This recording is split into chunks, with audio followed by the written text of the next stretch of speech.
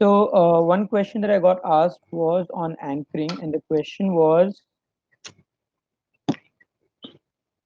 let me check.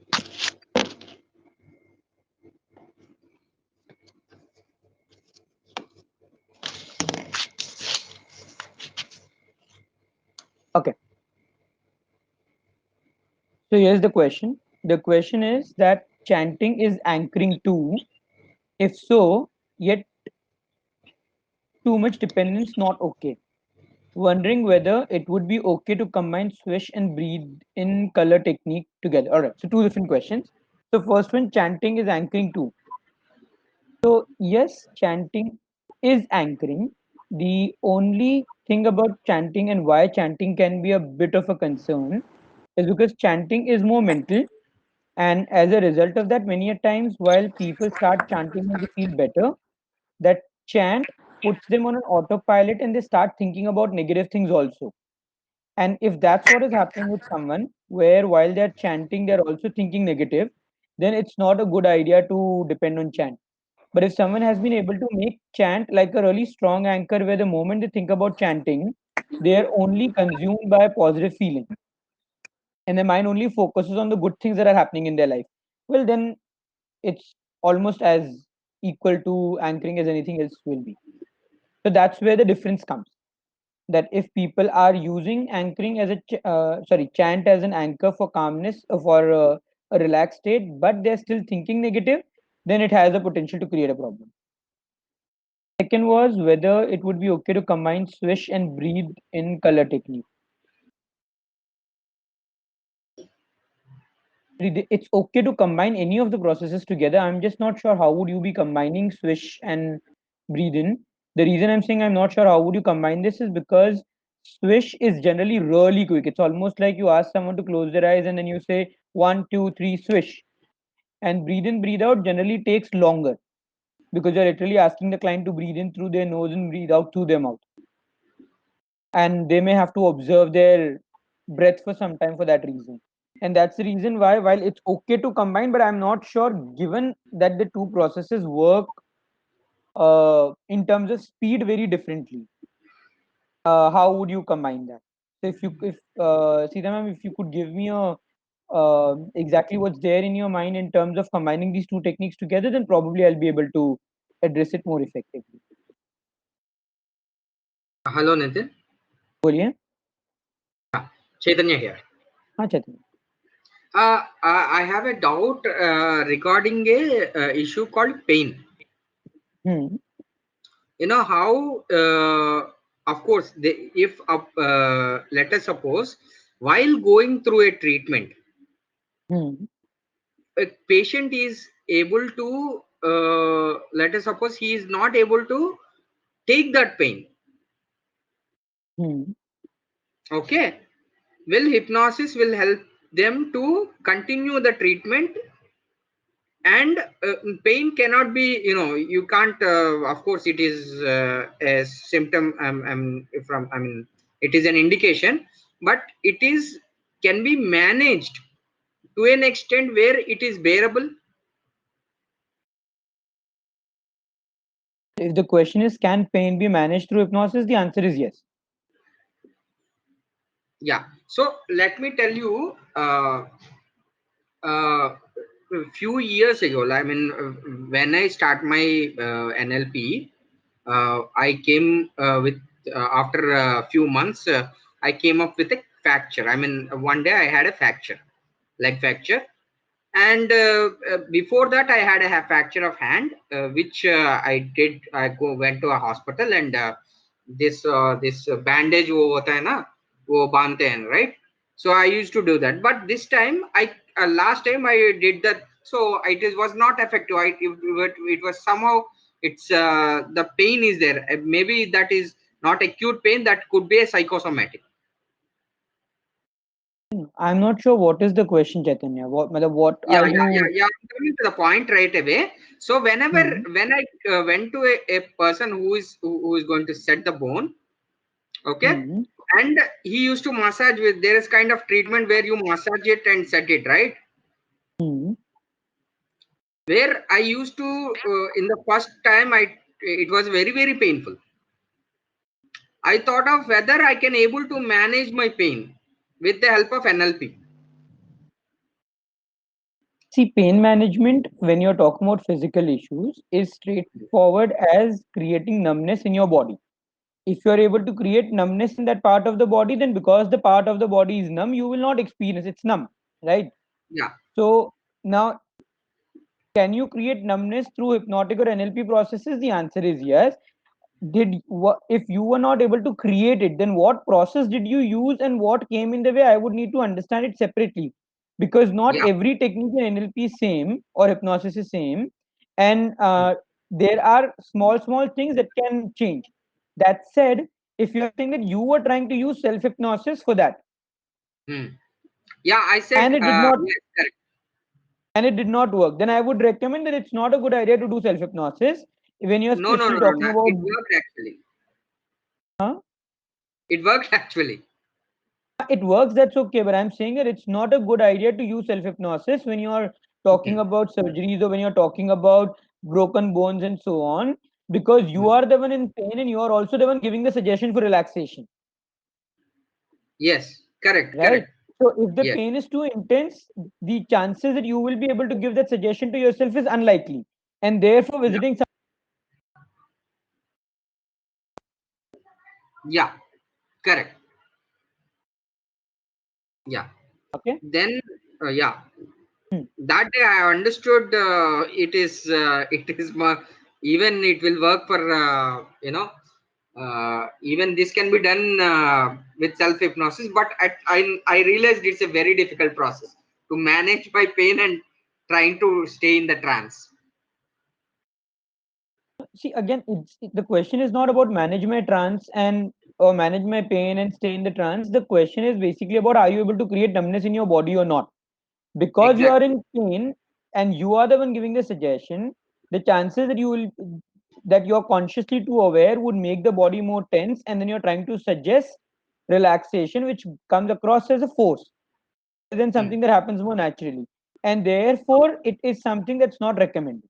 It's better to Mhm. work with someone else. This is when I'm talking about in terms of broken bones and all of those things, because there's a structural thing that you're working with, right? Okay. But if it was about Hmm. psychosomatic ache, psychosomatic pain, if it was about uh, probably headache or something like this, then you could simply do the metaphor process of release, and that should also work. Okay. Okay, so it's just, I'm specifically talking about broken bones and all of those things because there's a physical structural issue that you're working with. So it's Hmm. not just psychosomatic, there's also the body that's playing a role, and therefore it may become a bit more difficult when you're working with self hypnosis. Not impossible, obviously, but comparatively Yeah. difficult. Okay. Is there any special process if somebody else, if I have to do for somebody else who is who want to, who is, there are people who say that, there are some doctors who say that people, when there is any painful treatment, an injury, okay, if they are fearing to come to a doctor or, for this kind of treatment, okay, if pain is, it is difficult to manage for them. What are you working with, fear or pain? They're two different things. Pain, pain, because fear is pain is causing fear.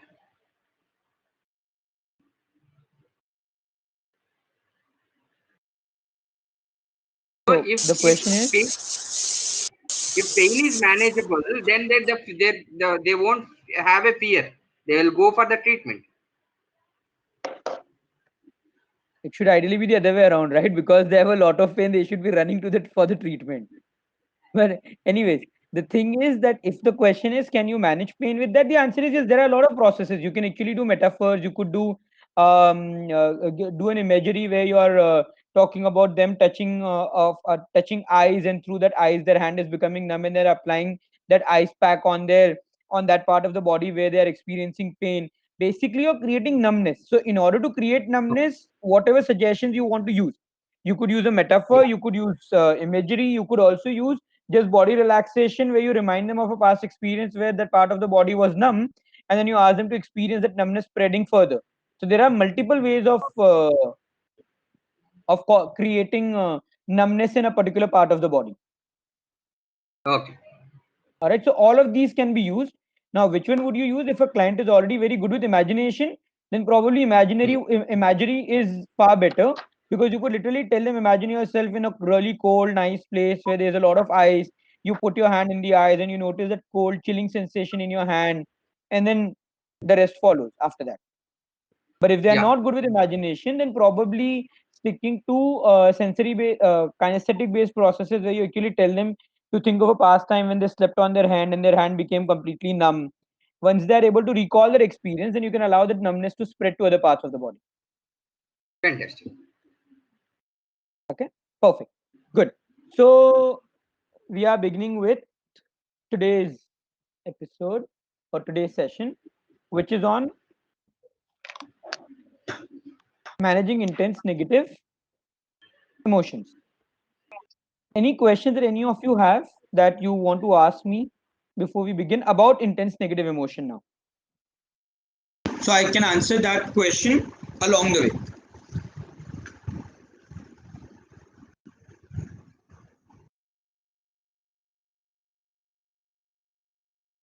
If any of you have a question, please ask me. Yeah, Nitin, can you hear me? Yes, I can hear you. The question is, how do we identify if it is an intense negative emotion or it is a normally, like I shared with you, I'm working with this guy who says that he is depressed, but then he is working all the day. He's moving around. He's talking to me. So is it really an intense negative emotion or he feels that way?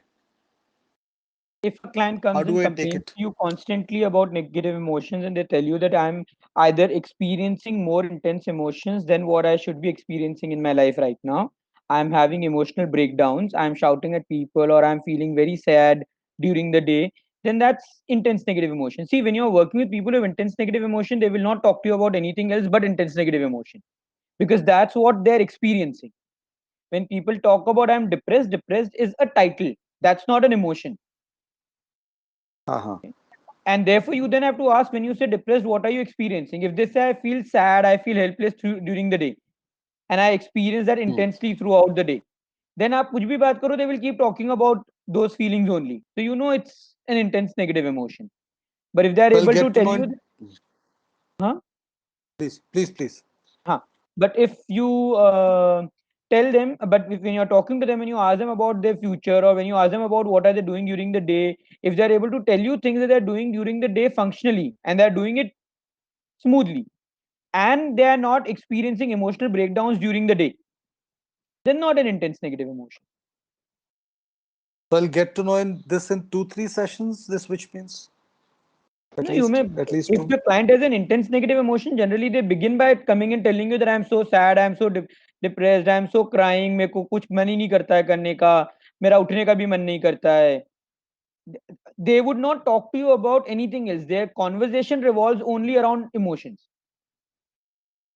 अच्छा, okay. Okay? ठीक है. And you will know them having a tendency to either say that I have never shared this with anyone, or they would really be ready to cry at the drop of a hat.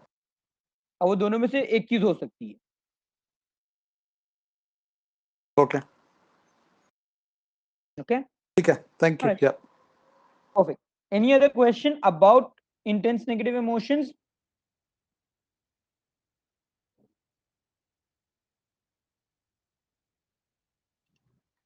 All right, so then I'm moving to the Nitin, how would Q. you define an intense negative emotion? Again, for our purpose, the same answer that I gave to Sanjay right now, that if a client comes and tells you that during the day I'm constantly experiencing a set of emotions which are causing dysfunctionality in me. I'm Okay, not thank able you. to do things because of my emotions. And the emotions are, well, if you were to ask them to rate on a scale of 1 to 10, they tell you that the level of emotion I experience is more than 6. Constant, मतलब more than 6 constantly, or in places where I should not be experiencing them, कभी कभी तो 10 पहुंच जाता है, 9-10 हो जाता है, लेकिन I know कि वो इतनी बड़ी बात नहीं थी, and this is happening relatively frequently with me. Okay. Okay, Now, relative frequency is relative because that only the client can answer, that you and I cannot really answer.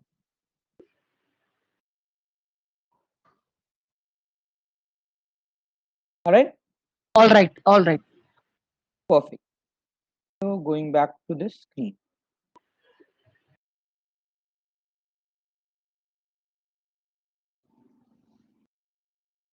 On there. So can you all see the screen? Yes. Yes. All right. So, when we talk about intense negative emotions, what would be the possible reasons for intense negative emotions?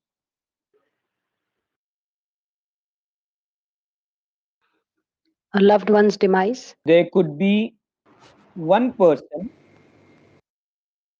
one's demise. So, there could be one person,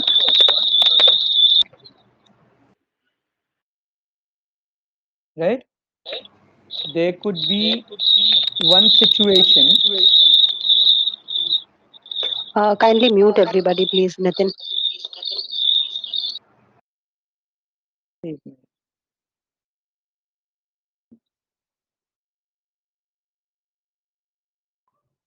All right. So, there could be one situation.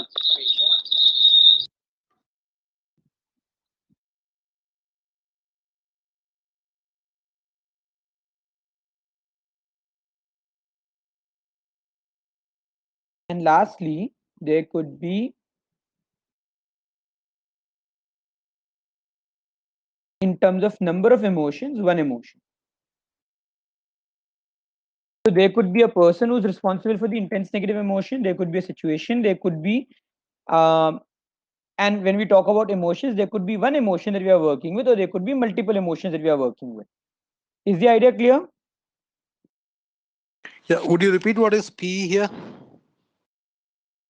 So P is person. P is person. S is situation or event, and emotion. So there is a possibility where there is one person who, in multiple events, is responsible for causing multiple emotions for you. Make sense? You know that there are times when people Yeah. will tell you that there is this one person who knows how to press my buttons and they can make me feel emotions that no one else can. Now, in this case, the process that we use is, anyone?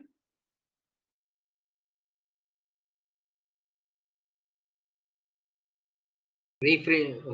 Oh, okay. Hypnodrama. Now, what is hypnodrama? कौन बताएगा? ममता और मिसबा को छोड़ के.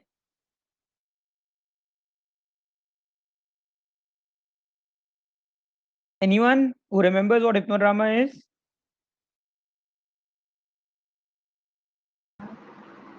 I have not done hypnodrama, but I'm assuming it is something like Just Correct. So, Please mute everyone. Where we actually like take the person into a hypnotic state, and then there's that one person, and you let that person say anything and Nitin, everything the you voice want to is say not to that clear. person. all right, perfect. So, what you have, both of you have mentioned is correct. It is related, it is similar to the Gestalt empty chair technique, and it is about inviting someone into a particular room and then venting out what needs to be vented out. So the exact process is something as simple as first inducing the person in a hypnotic state, anchoring the replacement emotion that the client needs to feel in future. So right now, let's say the person says, I feel very angry and very helpless in front of my partner. Then you would want to ask them, what would you like to feel in future when you are with your partner? Let's say they were to say, I want to feel calm and confident. So you ask them to first think of a past experience where they were feeling calm and confident. You will take them into that experience and you will anchor that calm and confidence. So that's the first step. After you've anchored that, then you take them into a room of their choice. They will invite the other person into a room and they would vent out whatever they want to vent out, express everything that they want to express. And once they've expressed that and they've vented out all their negative emotions, then you will press the anchor button, which means they will start experiencing the calmness again and confidence again. And you will tell them that the empty space created by the exit of previous emotions will get replaced by these new emotions. And then you will do the future pacing with them. So this is like anchoring with an added step in between of venting out with that particular person in a room of their choice. So, Now, are we saying that that person is also there in the room? that person is there in the room in their imagination. Asha, I thought physically. Okay, in the imagination. All right. All of this is happening in their imagination. Nothing that we do is physical, but has a major physical impact. Nitin, but a problem comes when the person is not very imaginative. I have faced a few clients, who did not have a very vivid imagination. Then what do we do? It doesn't really make much of a difference. They don't have to see that person. They just have to notice any person who comes to you will be able to access information through one or the other senses. They don't have to see a room. They don't have to see a person. They just need to be able to feel that, yes, I know I'm in that room. I know that person is in the room and I can feel myself expressing myself. Whether they can see it or not is not really that important. And that's also one of the things about imaginative. People can imagine in their feelings, in their sensations, and their sounds. They don't necessarily have to imagine only with visual words. Sorry, with respect to visuals. And that's one of the Okay. mistakes that a lot of us end up making because we focus so much on visuals that the other senses that the client is experiencing, they get lost because they are not trying to run after the visual. So it's not a good idea to ask them, what do you see in the room? Because not everyone is a visual and they may not be able to see something. But if you ask them, what are you seeing in the room? In that, they would miss out on other sensations that they're experiencing in the room. Okay. Right? So as long as the client says, I can feel that I'm in that room and I know in my heart that that person is there in front of me and I can talk to that person. That's good enough for us.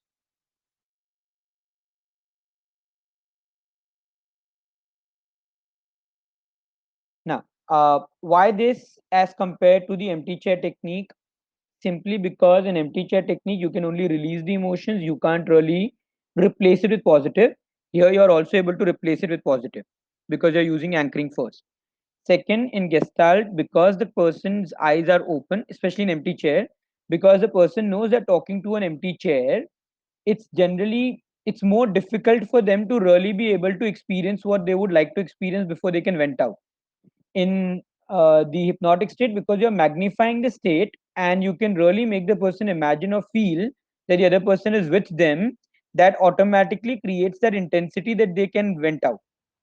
Third, you can customize the room to the client's requirement. If a client says, I will feel angry when I'm in my boss's room, then you can make them imagine that in a hypnotic state. In an empty chair process, you have your room. You can't really change that into the boss's room.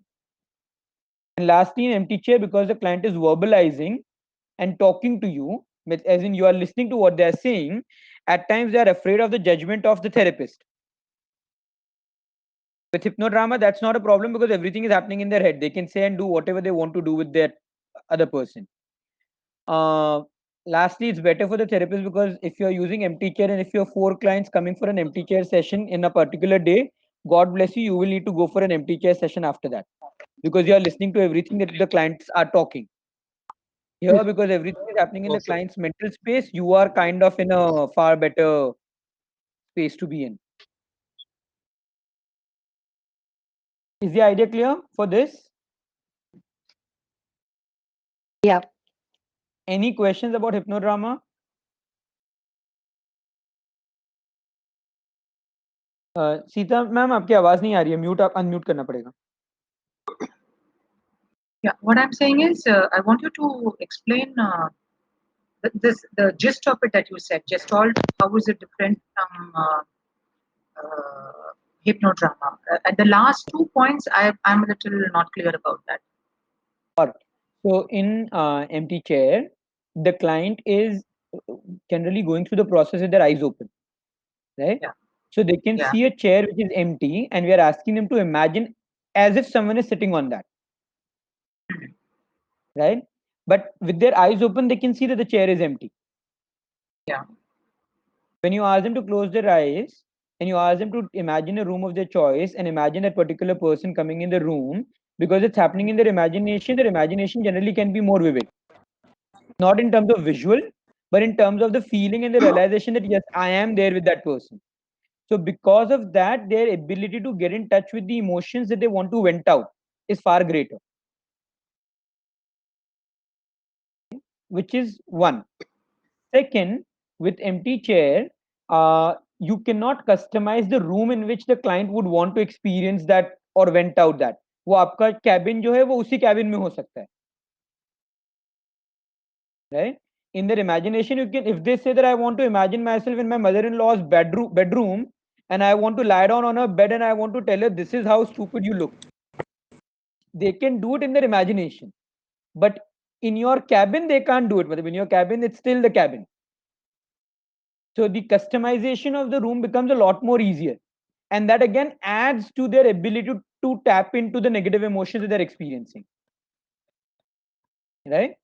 Plus, with empty chair, you're actually trying to achieve two things together. You're trying to create objectivity by having a discussion, and also you're trying to vent out.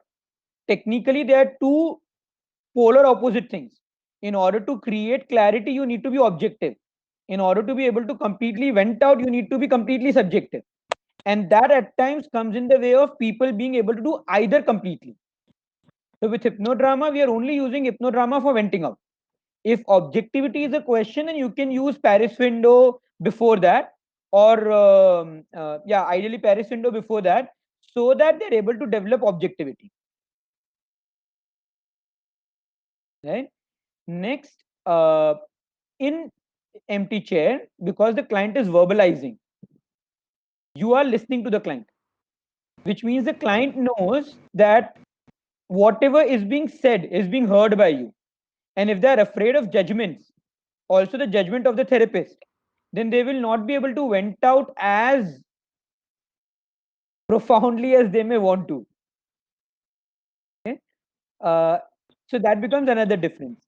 And lastly, if you are a therapist who has clients coming to you for a session, and if you have 4 clients in a day where you're going through an empty chair technique, then you have heard everything that they are telling you. You may need to go to an empty chair practitioner after that, because you are listening to all of that constantly and you are getting exposed to all that information.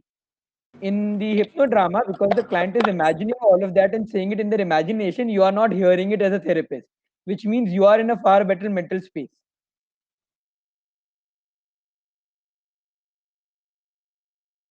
Okay. So any other question that any of us have about this? So this you If said it one is, person.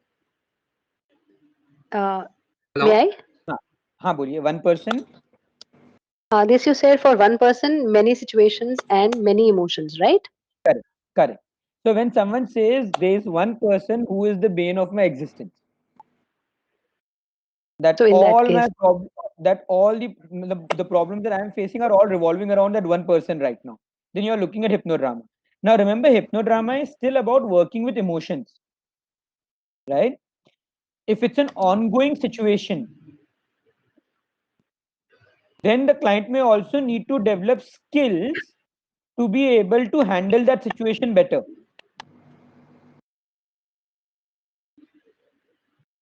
Is the idea clear? For example, if I am in an ongoing relationship where my partner mistreats me, and I'm feeling angry about it, so while I need to let go of that anger, I also need to be able to identify better skills. I also need to be able to identify better skills which will to help me handle deal it. with that situation. Can all of you hear me? Yeah. Yeah. Yes, yes. Okay. Is the idea clear that hypnodrama is more for emotions? There's still there's still skill based thing that we need to do. Yes, clear. Second, hypnodrama is also very useful when you are working with people uh, who have passed away. You know, there are places where people will tell you that I lost someone and I still miss them, or I still feel that I was not able to say that final thank you to them. It's basically they've not got closure. So for that closure, hypnodrama can again be very effective. And you can combine hypnodrama with cord cutting for best effects, Okay. right? Nitin, can you just give a slight example of how to do immediate cord cutting over here? So after the person has vented out the negative emotion, before you use the anchor to replace the empty space with positive emotions, you ask them to look down towards their body, and they will notice this transparent kind of a cord connecting them with the other person. And when they notice that, then you ask them, look around, you will find a giant scissor, cut the cord from as close to your body as possible, and the cord will slowly disappear. Once it disappears, apply a band-aid to the part of the body where the cord has been cut from, in case of the client. Then imagine a white light, let them stand in the white light, let the white light heal them. If it's a relationship that is over, which means someone has passed away or a breakup has already happened and the person needs to move on, then you will just cut the cord and the other person will move out of the room. But if it's an ongoing relationship, then you will cut the cord and again request the white light to help you reconnect the cord in your best and highest interest.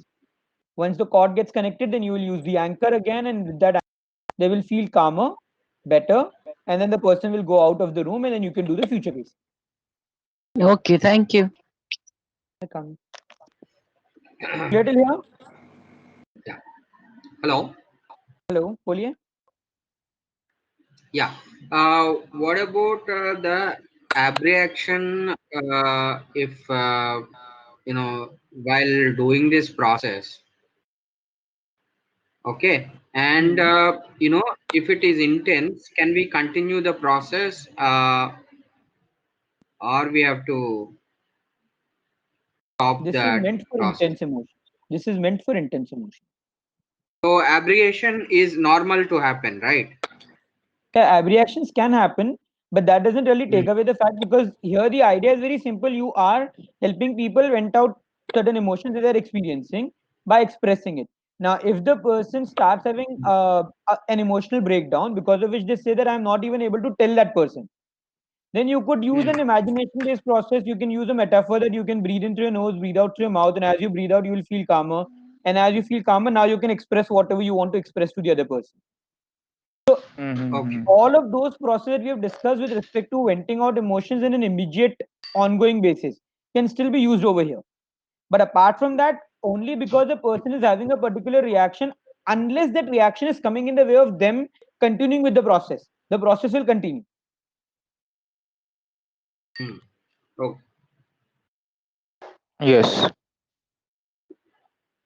So, Yeah. Nitin, I just want to ask, the the anchoring you mentioned is it physical? I mean, physical anchor? You will press them on their knuckles or on their fingertips or someplace to be able to press, so that you can anchor that emotion. And then uh, subsequently, you will replace that emotion. You will use that anchor after you have released the negative emotion. Once you've done that, then when you Okay. do future pacing, the future pacing happens in the same way that you do in anchoring, which means by the third or the fourth repetition, you remove the finger. So in future, the client doesn't have to necessarily use their physical anchor. That should get connected to their future situations because of your process. Okay. Thank you. Clear? One question here, Nitin. Yeah. I, I think this is a little off track, but in the last session, I think there was something which was left. We only covered two things instead of Corrective three, I therapy was guess. left. I'll cover the corrective therapy Yeah, after. yeah, corrective therapy. Yes. Okay, okay, thanks. So are we good till here? Nitin, what is the relation Yeah. of being associate and disassociate in this process, like, and where? So in hypnodrama, technically what you are doing, the client is associated in their imagination, but that's because the client wants to express and they want to feel themselves being able to express, right?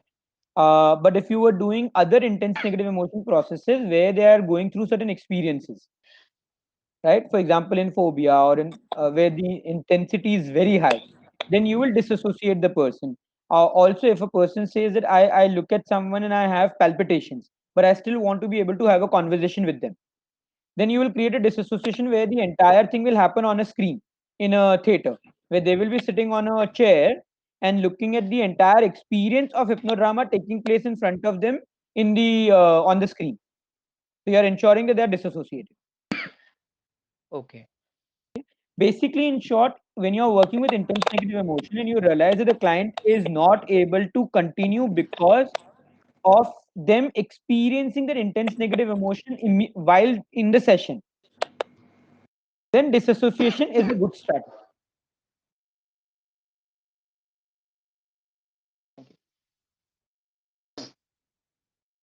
Clear? Yes. All right. Any other question about hypnodrama?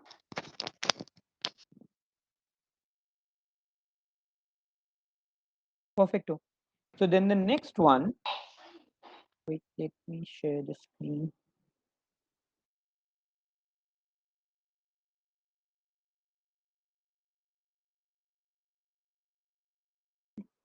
So the next one is there could be multiple people, one event, and multiple emotions. Here you would use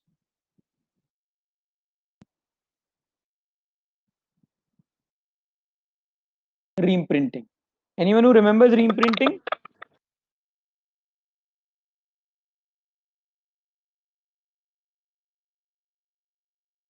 Yes, no. Yes, yes. I think we took those pencils and crayons and we arranged them as if, this person and who is the person who was to be like blamed, and then we changed the situations. Perfecto. So reimprinting was a process where this was one of those processes that you do with the eyes open. You ask the client to pick up how many people were there in that event, convert them into take up pens or something, place them in front of you on a table as if they were standing in the same way or sitting in the same way in their real life when this event happened. So you're kind of recreating that event with the help of pencil. And then you're asking them to give the required skills to each of those persons and replay those events in multiple ways. So when you're working with one-time traumatic events, which the client doesn't even want to close their eyes and think about, they will end up saying that the moment I close my eyes, I think about it, I just can't keep my eyes closed. They almost impulsively open their eyes. Then reimprinting becomes a very, very powerful process. Again, here you're technically causing disassociation. They are seeing themselves on the table being represented by a pen or a pencil or a chocolate. I prefer chocolates because you can in the end give it to the client so that they can eat that. But check that the client doesn't have diabetes.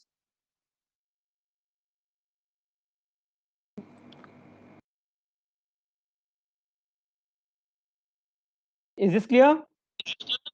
Yeah. Reimprinting is a very good process. Huh? It's again like when then or if then. It's very simple, and yet the effectiveness that it can give you, especially with one-time traumatic events, is huge. Again, remember I'm saying it's a one-time traumatic event, which means it's not an ongoing event. It's something that happened once. I still think about it, but it has no chance of repeating again. Can you explain it with a short example, please? So the process is this: that, for example, someone says that when I was a small child, my teacher insulted me in front of my friends. You ask the child, or you ask the client, how many people were there? So I was there, my teacher was there, and all my friends were there. Did a particular set of friends play a different role, or can they all be clubbed together into a single item? So they say no, they all were like similar. Brilliant. So you tell them so, which means there are three main categories. the client, the teacher, and all the friends who are being represented by one character. The client says yes. You give Okay. them 3 chocolates, tell them to place it in front of you on the table in a way in which they were placed in their real life when the event took place. Okay, and then you will ask them to tell you who is the one who played the most important role. So let's say the client says that my teacher played the most important role. Who played the second most important role? I played the second most important role. And third, my friends. Well, they were just bystanders, but some of them could probably have helped me if they wanted to. So that's the third one. Then you will say replay the entire event as if it's happening in front of you right now. So they will, with their eyes open, literally imagine each of those characters getting involved in what they did in the real event. Once they do that, then the next step is to ask them to identify what skills each of the characters need so that they will be able to handle the event better. Take those skills and then give skills to each person at a time. So the client may say that my teacher needed to have empathy, my teacher needed to have listening skills, she needed to have patience, she needed to have the ability to handle the class. I should have had the ability to be assertive, to raise my hand, the courage and the confidence to tell my teacher what I'm really expecting, what I really want. And my friends or the classmates should have, well, they should just have had normal courtesy. Now that you know what Empathy. each of these people are empathy, so since you know that all what each of these people would require, you will first give the skills to the teacher because she played the most important role, all the skills that she should have had, and see how she would have replayed the event, how because of these skills the situation would have turned out to be very different in future or in the past if she had that skill. Then you will do the same thing with the skills only with the client, and then only with the friends, and eventually skills with all three of them. You're basically reimprinting the mind. They are reimagining that event happening so many times in so many different scenarios that after you are done with them, they are not able to remember the exact event earlier. मतलब, when they think of it, they'll tell you, मुझे पता है क्या हुआ था, but I'm not able to imagine it. I'm just able to imagine the new story that we just thought about. You're literally Erasing the previous one. more than erasing, Overwriting it. yeah, मतलब you're literally overwriting the previous memory. So they know what happened, but they can't really recreate it in their mind.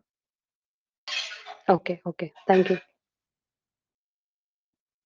uh, as I said, highly effective for one-time traumas which are not going to repeat again.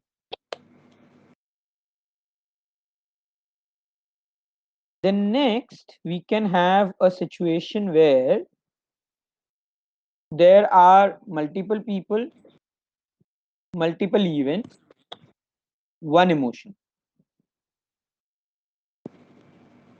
So, for example, one emotion or one mental state. For example, people say that I've had trust issues like with multiple people in my life.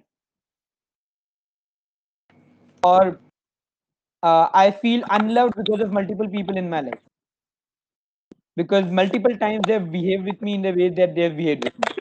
So there are multiple events, multiple people, but one emotion. And this is where you will use either regression, any version of regression, which then would also include inner child.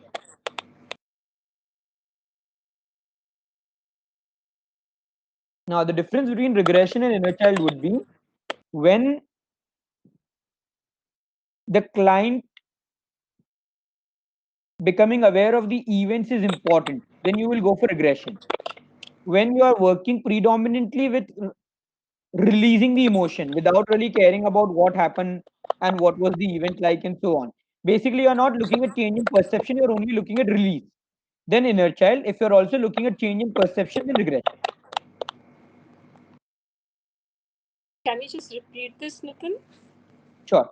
So if you are working with a client where the client also needs to change their perception, which means they've not still been able to make sense or been able to come to terms with what's happened in their life. Then regression. If they say, I intellectually understand now. So it's not that understanding is a problem, but the emotional imprint of it is still bothering me. I'm still not, I still start acting like a child, though I know I shouldn't be, because, well, I understand what happened. So when people even lack the understanding, then regression. When they have the understanding but they are not, they still are getting into that childlike state negatively, then inner child. Clear? Yeah, thank you. Right? When you have done all of this and you still feel that there could probably be something that's left, but you don't want the client to keep coming to you, you want to leave something with the client so that the client can do it like a homework, and you also want them to focus on their future, then at the end you can do timeline, teach them timeline, and ask them to follow timeline every day in their life. The timeline to that extent will become a closure process. That's like the last session that you do with the client. Again, timeline is a variation of regression. It's just the NLP version of it. Clear? Any other question on this?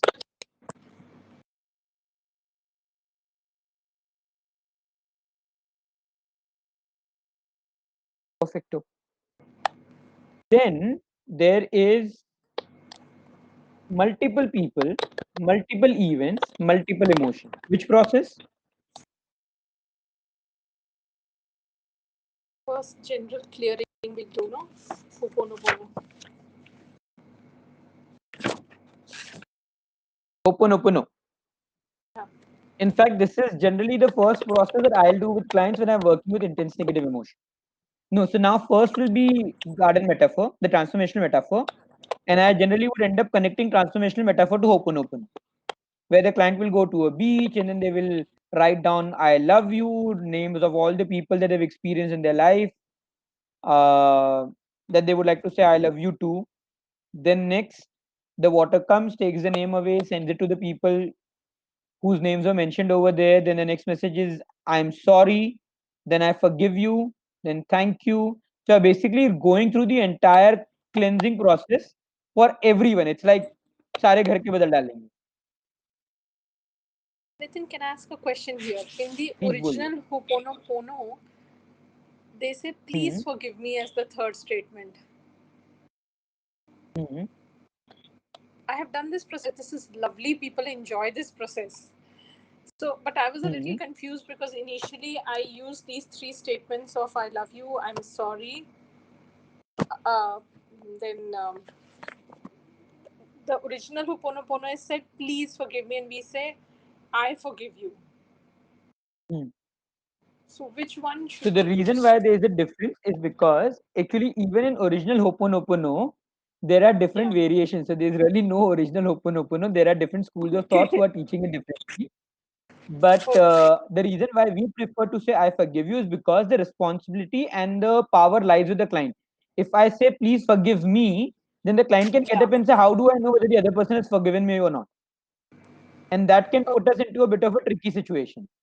Second, the whole idea of Ho'oponopono is this, that I am working with, so the philosophy is this, right? That the outside world is nothing but a reflection of the inside world. Yeah. Right? So if the outside world is nothing but the reflection of the inside world, then how can someone else forgive my inside world? Then the only person who can forgive that is me. So I am actually not saying I forgive you to those people. I am saying I forgive you to those aspects of me that are represented by those people. Ah, okay, okay. In fact, for us, the entire Ho'oponopono process works on that principle. When I say I love you, I may be taking other people's name. So I may be taking other people's name. But while I'm taking other people's name, that doesn't mean that I'm really forgiving them. Right? What it really means is that I am forgiving that I'm not saying I love you to them. I'm not just saying I love you to them. I'm also saying I love you to parts of me that represent those people, or those whatever those people represent in me. Right. Yes. Yeah. Yes. Ho'oponopono का correct spelling ये है. Nitin, बोलिए. Actually, normally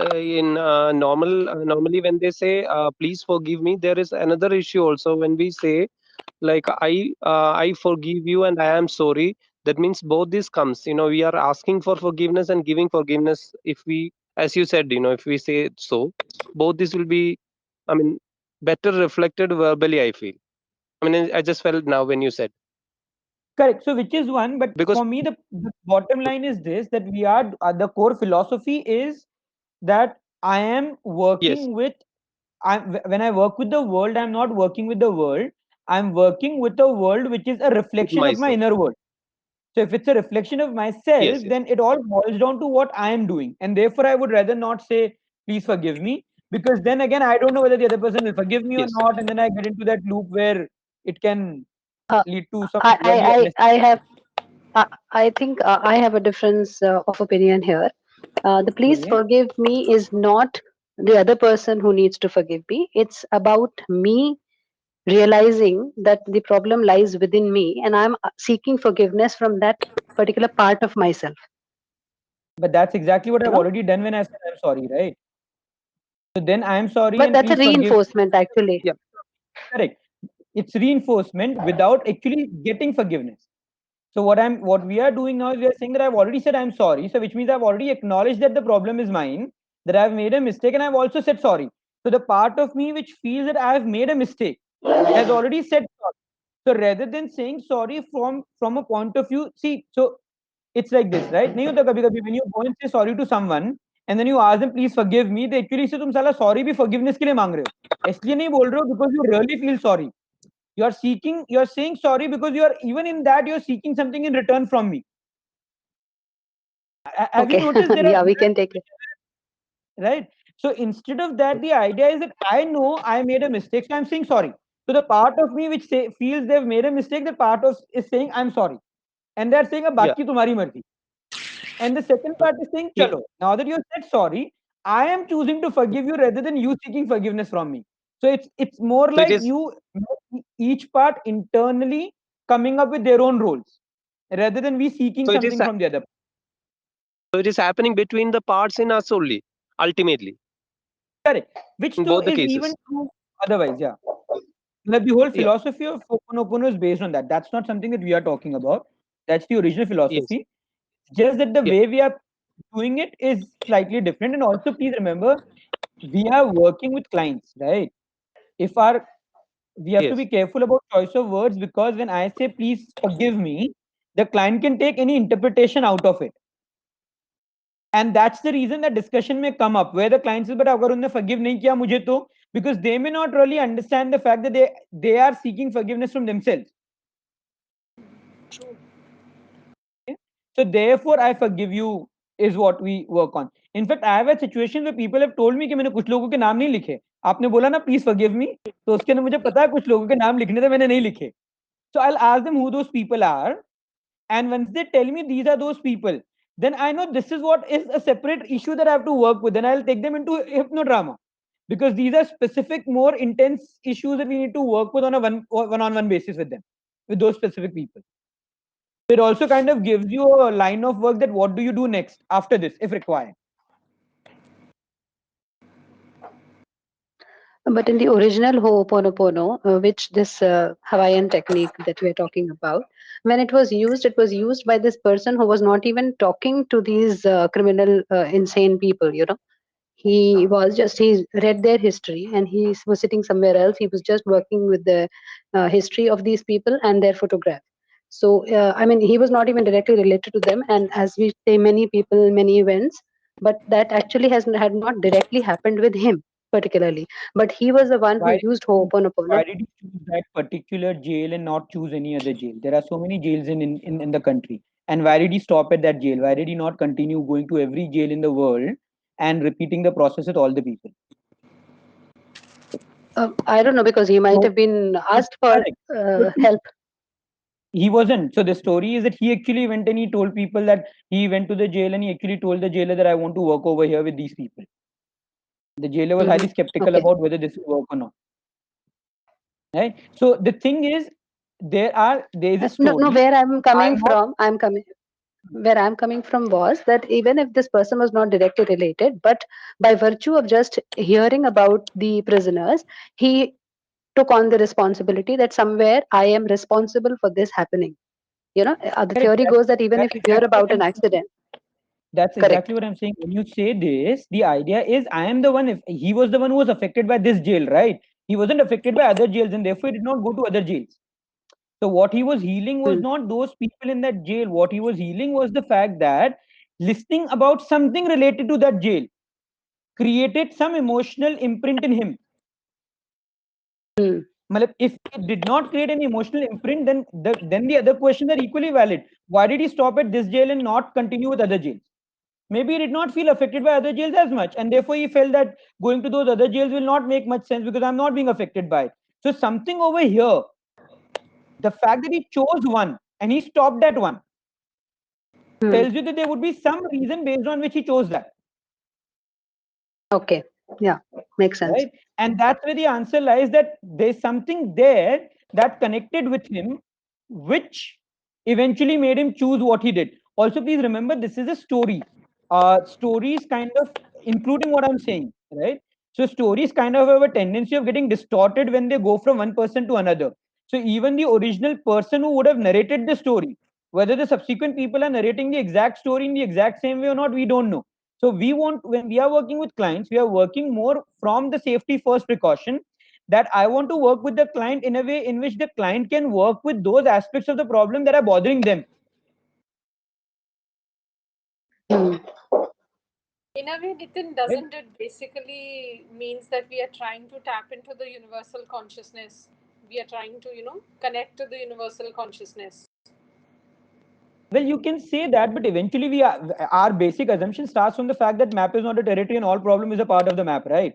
So when you're doing Ho'oponopono, one way of saying it is that I'm tapping into the universal consciousness, and through universal consciousness, I'm healing everything. The alternate way is saying that whatever the problem is in my map, and by doing Ho'oponopono, I'm basically sorting myself out.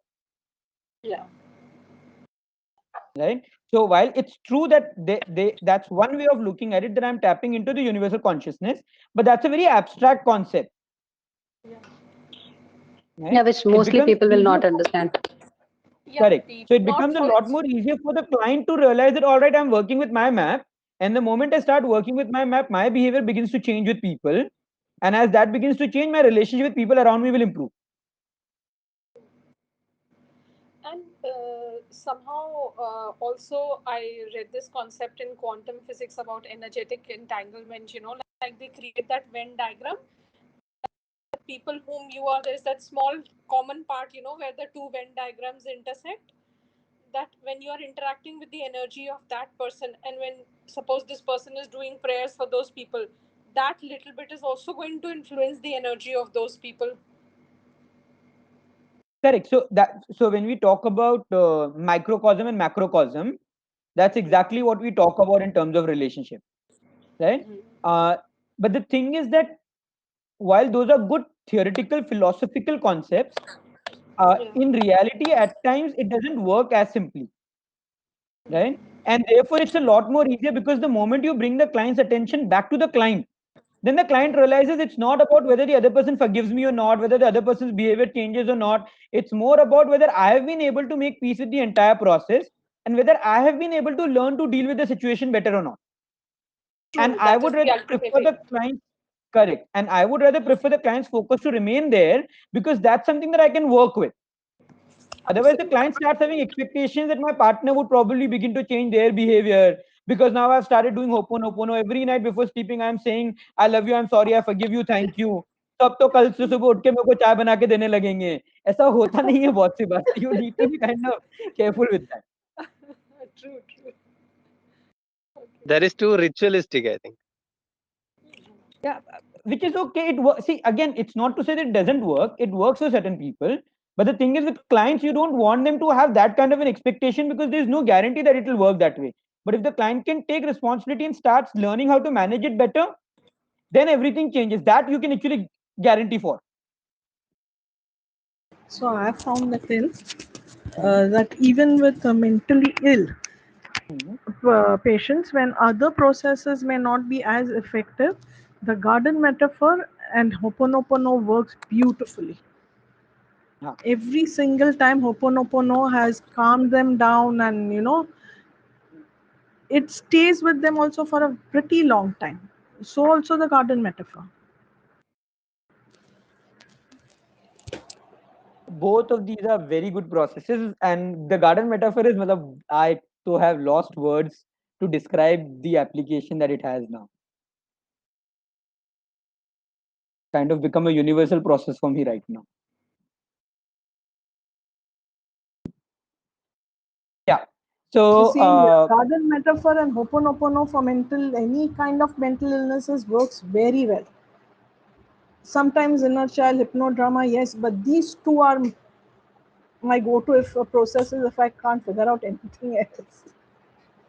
so in fact, if you're not able to figure out what to do, then three processes can be used: transformational metaphor, Ho'oponopono, and void management. Yeah, so Ho'oponopono and void management go together, one after the another. So are we good till here? Yes. Within, since Yes. we are dealing with intense negative emotions, so these people who are going in the times of COVID through intense anxiety, that there has some of these people are really intense fear that, I'm going to get infected and, I don't know how to sanitize. What process would you suggest for people going through intense anxiety? Kind of an So- OCD, that I might get infected. So with people who are having COVID related anxiety, Yeah. there are two reasons why people are experiencing anxiety right now. Yeah. The first reason is where they are worried about their safety and the safety of their family. Yeah. So it's a more immediate safety based concern. Yeah. Right? Now, if that is the case, then the first step is to identify what steps they need to take to be able to keep themselves safe. Right. Take those steps. Once they're taking those steps, okay, then you could simply work with when then or if then. Okay. Where every time they experience, every time they notice something, and generally it's happening because they look at news, and the moment they watch news, वो numbers दिखते हो, फिर anxiety उनकी वापस से बढ़नी चालू हो जाती है. Right. So when that's happening, then when then is good enough that when I watch news and I realize I am home, I am safe, and my family is safe. Okay. Okay. So वहाँ पे I in the last couple of months last couple of weeks when we have been working with anxiety patients for COVID, I've realized that's all we have actually needed to do with respect to anxiety in terms of safety and security. Okay. Right. If they've already been OCD Yeah. and this is an added anxiety, then you still have to work with the OCD. Then this is simply just one of the symptoms which is getting added on. But I wouldn't really give so much of an importance to COVID-19 then. I would still work with OCD the way I need to work with OCD originally. Right? When it comes to the other level of anxiety that people have is because of uncertainty regarding future. Yeah. That अभी तो जो चल रहा है वो चल रहा है, but I'm not sure what will the world be like once things normalize to whatever is called normal in future. Right? In which case, to be able to help them plan and start working towards their desired outcome is where the anxiety would get sorted. That's planning and application. That basically they are just not sure what to do during this time. So if the anxiety and they already have a baseline of OCD, then any particular procedure to be used? I would begin with transformational metaphor. Yeah. Next will probably be reframing. And then if any intense negative emotion comes up, then inner child. Okay. Clear till here? Yeah, clear. Absolutely. Thank Yes. you. All right, perfect. Now, the next one. I have a question, Nitin. Boliye. That since right now most of us are working from home, how do you do reframing an inner child on a video call? Reframing you can do on video call, inner child you can't. The reason Reframing can reframing be you done? can do, Because reframing can, you're not asking them to tap into negative emotions, right? You're simply asking them to go into a deep, relaxed state, and there their fingers will move, and you will be able to notice the fingers. So I'll just tell the client that before you start the process, change the camera angle in a way in which you are able to see their hands. You will not be able to see their face probably, but Okay. the camera, it's like something like this, where the camera is facing in this way, right? So that they can see your hands. You can see their hands. And But it in a can be child, done. no. Yeah, reframing. See, any process we are not helping them get in touch with negative emotions. That can be done online. So anchoring can be done, reframing can be done, when then can be done. You could probably even do levels of transformation, though it will be difficult because you wouldn't know what's happening with them. But if your internet connection is good, you could probably be able to get away with that. But not inner child and regression and all of those things. Okay. Thanks. Uh, yep. So this is about working with intense negative emotions. Any other question that we have before I go to corrective therapy?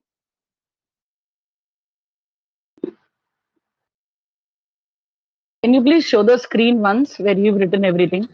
Sure.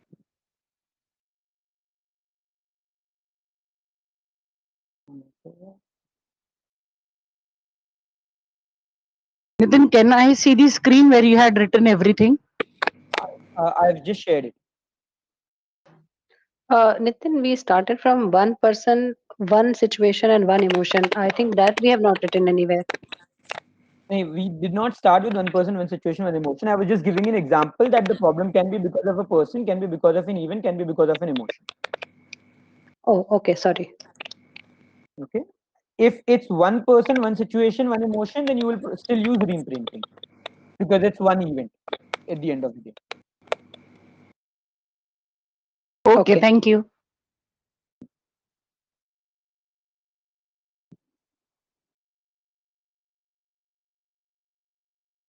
Anything else in this? No, thank you.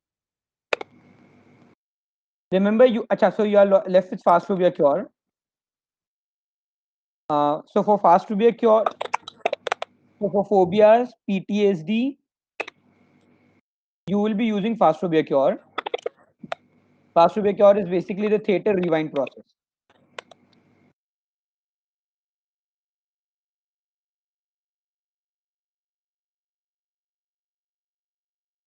Can we just quickly run through it?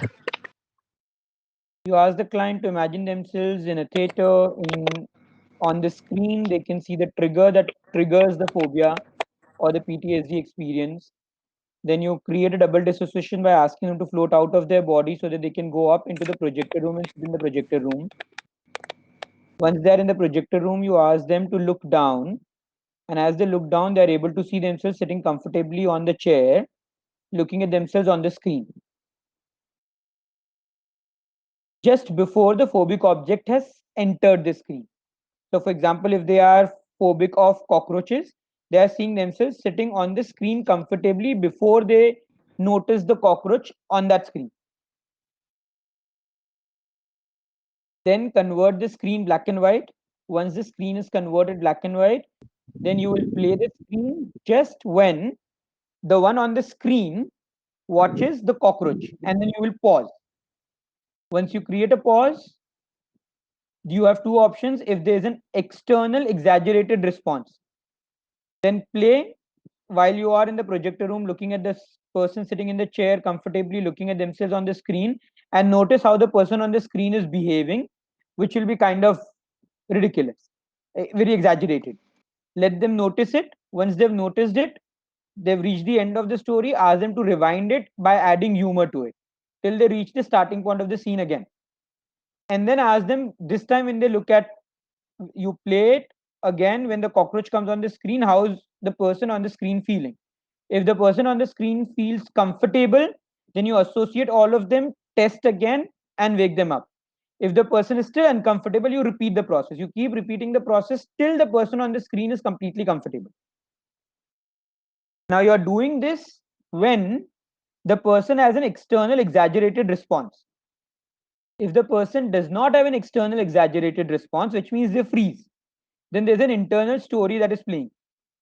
So after the cockroach crawls onto the scene, which is playing on the screen, there'll be a pause, and in that pause, the camera angle would change to what's happening in the mind of the person who's inside the screen. And in their mind, they would play a story which will be exaggerated. You let them play the story till the end. Once the story is over, ask them to rewind it by adding humor to it. And then the process continues the same way. The only difference is external behavior, which is exaggerated and observable. Then you will play it externally. And if they freeze externally, which means there's an internal thought pattern, then you will change the camera angle to what's happening inside their head. So there's literally like an additional disassociation that's happening in terms of what's happening in their head. Otherwise, the process is the same. Okay, thank you. Thank you, Nitin. Is this clear for all of us? So you said this would be used in phobias and Phobias, PTSD, any intense irrational emotion. okay, thanks. Then if the Can't we client, use this for people? Sorry. हाँ बोलिए. Can we use this for people who are having this irrational COVID anxiety? They're taking all the safety precautions.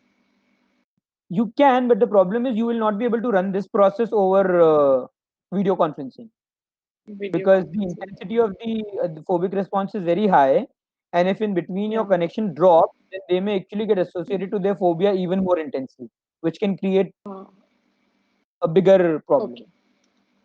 Okay.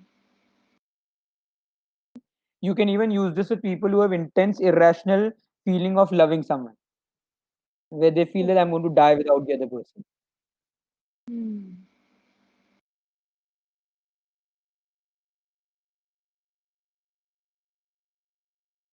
Yeah.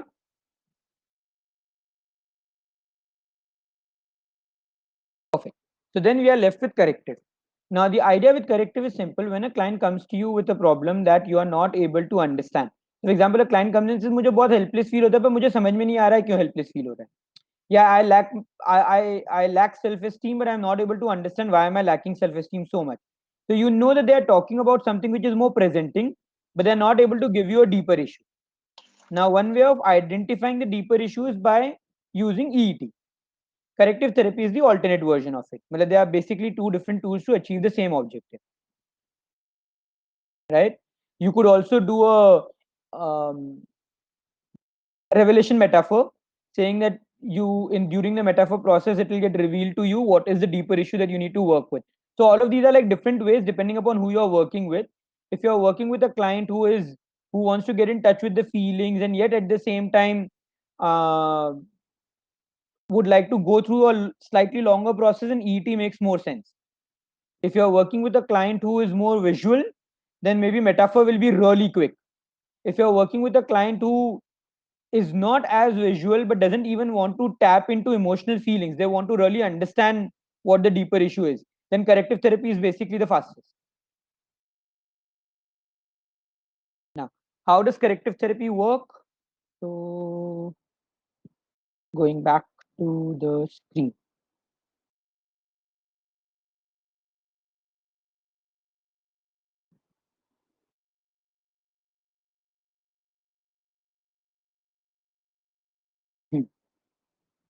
So corrective therapy works by first defining a sentence. So let's say someone comes and says that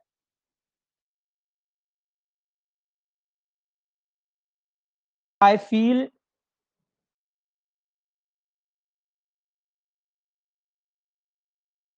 I'll never be able to manage my weight. Or they summarize it and they simplify and they say, I am not able to manage my weight. So have the sentence, ask them to read it a couple of times so that they can let you know whether this makes complete sense to you or not, to them or not. And once it makes complete sense, you can cut off connecting words, because I and my are going to be the same mostly. I and am again, so you can cut am. You can take not able together, because that kind of changes the meaning. So then you can tell the client, close your eyes. Now, if you're working with someone who is more literal, you will tell them another word for I, another word for I. So let's say if I was doing this process with someone, I would say another word for I, and the person says me. I'll say another word for I. Whatever they tell me, I'll go 7 rounds.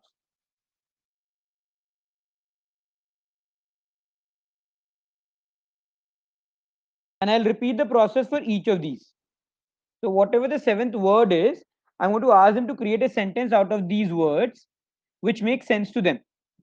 Once they're able to make that sentence, then I'll speak to them about that sentence to understand what could be the deeper issue behind the problem. And generally, they are able to tell you the connection. If you're working with someone who's more inferential, more indirect, then you will go to the previous. So another word for I, me, another word for me, myself, another word for myself, lazy, another word for lazy. So then I'll go like to the previous word rather than the first word. But I'll still continue to the 7th word in most cases, and then the same process continues for everything else. Is the idea clear? Yeah. It's Yes. best used when you're working with people to help them determine a deeper issue without really getting into too much of story and too much of emotional drama. You're literally cutting through the layers through corrective therapy.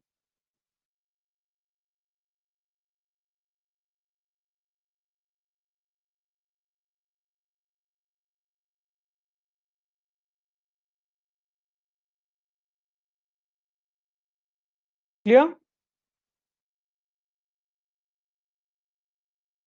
Yes, no, Yes, yes. Yeah, Yes. Yes. clear.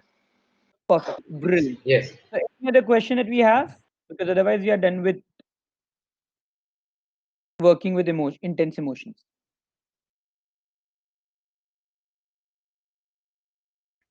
Not me. This we can even use, like a lot of people say, I am feeling very sad, but I don't know why.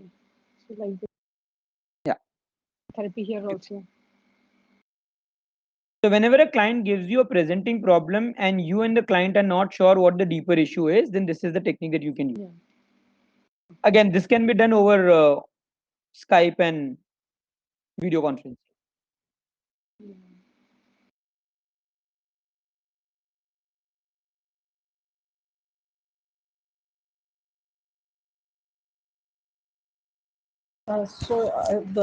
Same example that Ambar took, that I'm feeling sad, but I don't know why. Would you write the entire sentence and then cut off what? Can I'll you ask use the that as client. an example and do the corrective therapy? I'll ask the client what will be the sentence that summarizes what you're feeling right now completely. Whatever sentence the client gives me, I'll write it down. Once I write it down, then I'll basically check am, the, to, by, all of these words I'll kind of remove. So whatever are the main words are the words that I'll stick to, and I'll do the corrective therapy for those words. Okay. Whether I'll take, there are places where client would say that no, I only want to say I am sad. Because आगे का तो is kind of self-explanatory. I don't know why am I sad. So I don't. That's not important. The only thing that I'm working with is I'm feeling sad. Some people would say that no, I want to write. I'm feeling sad and I don't know why. So that's their choice. Clear? Perfecto. So now that we are done with this, if any of you have any suggestions about what you want me to talk about in the subsequent sessions, the next one we will talk about beliefs. Okay. Uske baad, if there are any specific topics that you want me to cover, let me know so I will cover them up. So you can post it on the Is it group. Okay. okay? Is it possible to have a demo of the regression, the age regression or a PLR? Demo webinar के ऊपर तो नहीं होगा, that's to certain. हाँ. In your online modules, the regression one is going up. We were supposed to complete that last month, but with COVID, because office is closed, the people that I wanted to practice it, matlab, record it with, are no longer coming to the office right now. Okay. Yeah. Because that is the only thing I haven't practiced till now, you know. So those demos are, some of those are ready, some of those are supposed to get recorded, but I'm sure they will get recorded in this month. We are, I think the only thing, so we are launching a SOFC certification now, which will be like a stripped down version of level 1, where we are covering SOFC, if then, and the quick metaphor processes for making people feel more comfortable. So basically, the idea is that a lot of people have got in touch with us telling us that while hypnosis and NLP is fine, we are not really looking at going all the way there, but we have gone through your soft skill module, which is very good. Can we just learn how to incorporate that as a part of our classical coaching practices? So especially those people that you are aware of who are practitioners but are a bit skeptical about hypnosis and NLP, Softy certification would probably be the right thing to inform them. Okay. I will share the details by day after tomorrow. I think I recorded one video and I've uploaded it today, which I've posted on the iChartswala group. I'll probably, because there are a couple of other videos that will go more on that. Chali, Okay, thank you. thank you. So Thank I hope you. all of this made sense. And if there are any topics, just message on the group so that I know what those topics are, and then I can start scheduling them from here on. Okay, Sure. Nitin. Thank you Thank so you. much, Good night, Nitin. everyone. Good night. Thanks a Thank lot, you. Nitin. Yeah. Bye-bye. Stay home safe.